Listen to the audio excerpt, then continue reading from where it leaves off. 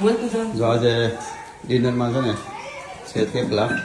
એટલે થેપલાની હારે ચટણી બનાવવાની હોય અને આશાની ચટણી તો શું છે અમારે આખા વર્લ્ડમાં, આખા સુરતમાં વર્લ્ડ ફેમસ છે. રાજુભાઈ કે એમ ઓસ્ટ્રેલિયા વાળા ઓસ્ટ્રેલિયા જઈને બનાવે તો નથી બનતી કે આશાબેન જે બનતી જ નથી. શું નાખવાનું હોય?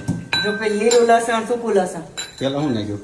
લસણ, હા, પછી લીલું લસણ એ નાખવાનું, પછી સિંગ નાખવાની, હમ પછી લાલ મરચા, લીલા મરચા નાખવાના, લાલ નો હોય લીલા, લીલા નો હોય લાલ, ઈ મરચા નાખવાના, અને ધાણા અને ગોળ, અને ગોળ, હા ગોળ નાખવાના, તીખું જેવું કરવું એ પ્રમાણે મરચા નાખવાના, ગોળ નાખવાના, પછી અડધું લીંબુ નીસવી દેવાનું.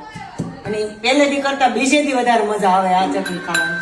એમાં નિલેશભાઈ બહુ ભાવે કા બહુ જ ખાવે થેપલા. અને મિક્સરમાં નહીં કાઢવાની, અને ખાવણી દસ્તે ખાંડવાની. આમાં કલાક થાય કે અડધી કલાક થાય પણ આમથી જ કરવાની ચટણી તો જ મીઠી થાય. આમ ખંડાઈ જાય તો ફૂકો ઝીણી ન થઈ જાય ને ત્યાં સુધી ખાંડવાનું. કેમ? એમાં આ નિલેશભાઈ ને જાગબેન નિશે ને એમ કે ખાવણી દસ્તો શરૂ થાય ને એટલે કે આશામાં ચટણી મીઠા જ ખાંડવાની.